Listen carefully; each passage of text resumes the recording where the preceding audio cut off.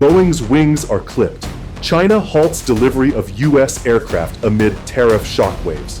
On April 3, 2025, America's aviation icon woke up to a world that no longer played by the same rules. The World Trade Organization's shield was shattered, global supply lines buckled, and one of Boeing's biggest customers, China, slammed the door shut. Meanwhile, across the Atlantic, Airbus quietly celebrated. In the span of 72 hours, Donald Trump's tariff offensive and economic nationalism collided head-on with the global aerospace machine. What happens when politics becomes the pilot and business takes the back seat? For decades, aerospace cooperation between North America and its allies defined a golden age of globalization. Boeing, once the undisputed titan of the skies, operated like a well-oiled machine, drawing parts from Canada, electronics from Korea, titanium from Russia, and final assembly lines in Washington and South Carolina. Airbus, its European rival, competed fiercely but often trailed in market share. The two giants lived in a carefully choreographed world, governed by WTO rules, bilateral deals, and mutual dependency. This era of stability fostered billions in cross-border investments. Canada's Bombardier program fed fuselage technology into Boeing's pipeline. Korean suppliers provided sensors and advanced avionics. Mexico's Querétaro became the Detroit of aerospace composites. It wasn't just business, it was balance. But the first cracks began to show in early 2024. As Trump's political comeback gained momentum, his rhetoric turned openly hostile toward globalization. "We're not building America's future in someone else's country," he declared in February. By April, this talk turned into tariffs, sweeping new taxes ranging from 10% to 145% on nearly all imported goods, including critical aircraft components. The WTO exemptions that had protected Boeing and Airbus for 45 years were unilaterally dismantled by Washington, severing the legal safety net that shielded their intricate supply chains. Boeing's network, particularly its reliance on non-US suppliers, was hit hardest. And then came the final blow. Beijing quietly instructed Chinese airlines to suspend new Boeing deliveries and consider canceling pending contracts. Boeing's 737 MAX 8 orders vanished almost overnight. What began as a strategic push for America First industrial policy was now evolving into a full-blown aviation crisis. A policy decision in Washington had triggered ripple effects across 3 continents. And North America's strongest aerospace partnership suddenly looked anything but stable: the American offensive. On April 2, 2025, President Donald Trump stood at the White House podium and declared what he called Liberation Day, a self-styled economic turning point in American history. Framing his speech with populist urgency, he announced an emergency economic measure, sweeping tariffs on nearly all foreign imports, spanning sectors from steel and semiconductors to aerospace and automotive. The aerospace industry, he warned, had become addicted to globalism and needed a reset. The new tariffs averaged 27% across all sectors, the highest in over a century, but key aerospace components faced rates up to 145%. Parts sourced from traditional allies like Canada, South Korea, and the EU were now subject to the same rules as goods from China or Vietnam. Overnight, exemptions based on the WTO's long-standing multilateral agreements were erased. The decades-old foundation of aircraft production, based on just-in-time cross-border assembly, was thrown into disarray. Trump's logic was straightforward, if controversial: re-domesticate American production, force companies like Boeing to build it all at home, and punish nations he claimed were taking advantage of free trade loopholes. He cited Boeing's reliance on non-US suppliers, especially for fuselage components and avionics systems, as a strategic vulnerability. But policy doesn't unfold in a vacuum. Just 24 hours after the tariffs went into effect, Howmet Aerospace, one of Boeing's top suppliers, invoked a rarely used force majeure clause, citing extraordinary cost burdens that made fulfilling its contracts nearly impossible. Other suppliers in Canada and Mexico followed suit. Boeing's procurement officers scrambled to identify alternative domestic sources, only to find lead times of 12 to 18 months and 40 to 70% higher costs. The broader implications came swiftly. On April 3rd, China's Civil Aviation Administration issued a notice to suspend pending deliveries of the Boeing 737 MAX 8, citing supply chain instability.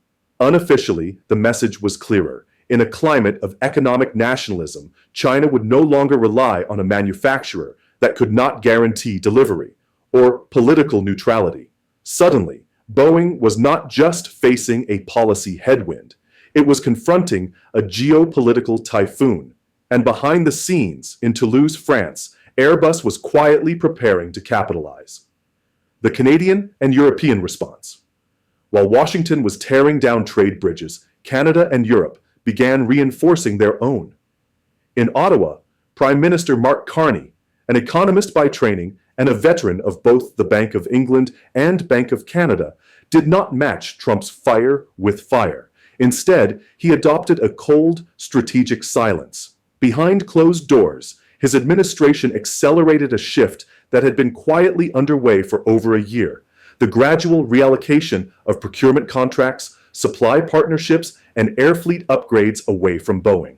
One of Carney's earliest moves was to review and revise Canada's defense aerospace procurement program. In a meeting leaked to the Globe and Mail, Carney reportedly advised his cabinet, "We don't escalate, we rewire." Within weeks, Airbus secured a contract to supply new aerial refueling tankers for the Royal Canadian Air Force, bypassing Boeing after years of near-automatic preference. At the same time, Bombardier, Canada's aerospace jewel, entered a joint production agreement with Airbus to co-produce medium-range aircraft components at facilities in Mirabel and Querétaro, Mexico.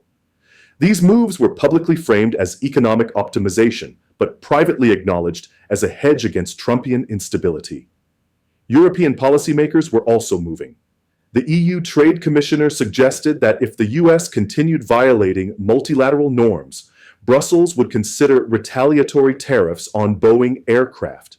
Airbus leadership doubled down on this diplomatic leverage, using their Alabama assembly line to shield key US customers from the worst of the tariff fallout, while routing most European and Asian orders through its facilities in Toulouse and Hamburg. In the first quarter of 2025 alone, Airbus booked 356 new commercial aircraft orders, almost 40% more than Boeing. While some of these were legacy contracts, many were redirected orders from previously Boeing-loyal buyers in Asia and the Middle East. Meanwhile, on the ground, Canadian and European suppliers became indispensable. Pratt & Whitney Canada ramped up turbofan engine deliveries to Airbus. Quebec's supply chain saw a 6% GDP boost in the first 2 months, following the tariff announcement driven almost entirely by aerospace redirection. Trump's tariffs were meant to bring jobs home. But for Canadian and European aerospace, they acted as a turbocharger, and with every new Airbus deal signed, North America's aviation power axis tilted further from Seattle toward the rest of the world. The North American dilemma. By late July 2025, the outlines of a new geopolitical economic reality had hardened, but no one wanted to say it aloud. The transatlantic aerospace order was breaking down. Boeing was bleeding contracts and market confidence, but reshoring production at home would take years and billions in sunk costs. Airbus, on the other hand, had mastered supply chain diplomacy, embedding itself in Mexico, investing in Alabama, and aligning with both EU and North American standards. And then came Korea. South Korea, a major aerospace supplier and investor in US production lines, was blindsided on April 2nd by a 25% tariff on its industrial exports. Seoul reacted swiftly. Interim President Han Duck-soo requested urgent bilateral talks. Foreign Minister Cho Tae-yul appealed to Congress and cited South Korea's $350 billion investment footprint in the US as reason for tariff exemptions. By late July, a compromise emerged.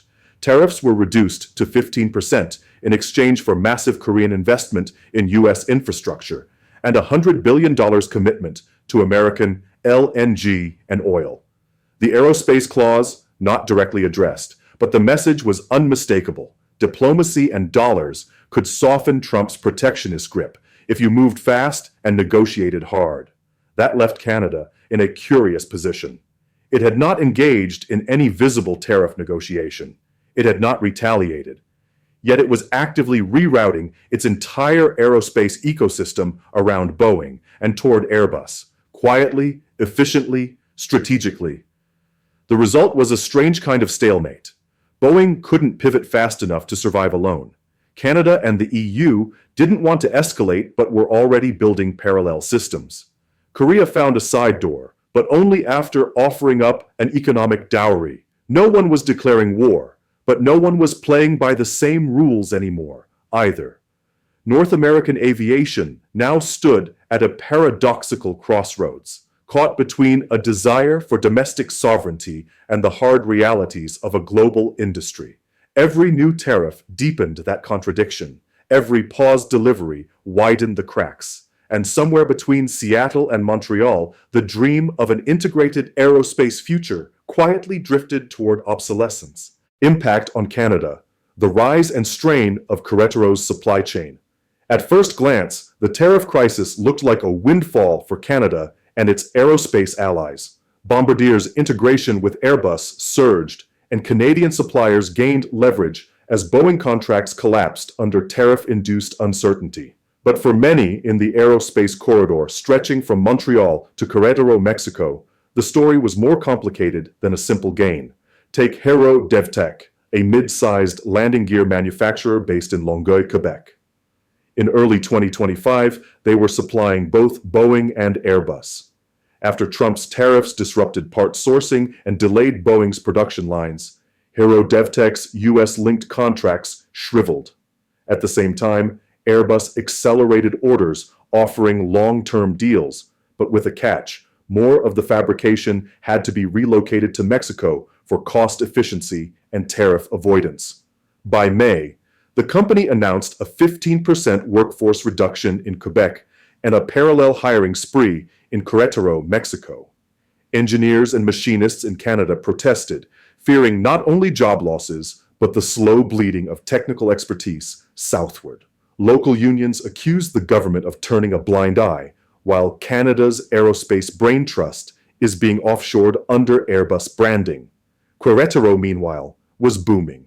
Once a sleepy industrial zone, it was now hosting Tier 2 and Tier 3 suppliers from across Asia and Europe. Airbus's composite plant there tripled production capacity within months.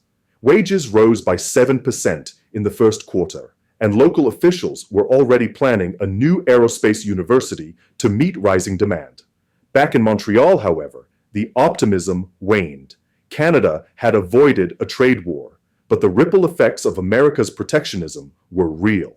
Companies were shifting, not out of ideology, but survival. As one Hero DevTech manager put it anonymously, "We didn't choose Mexico, Trump did."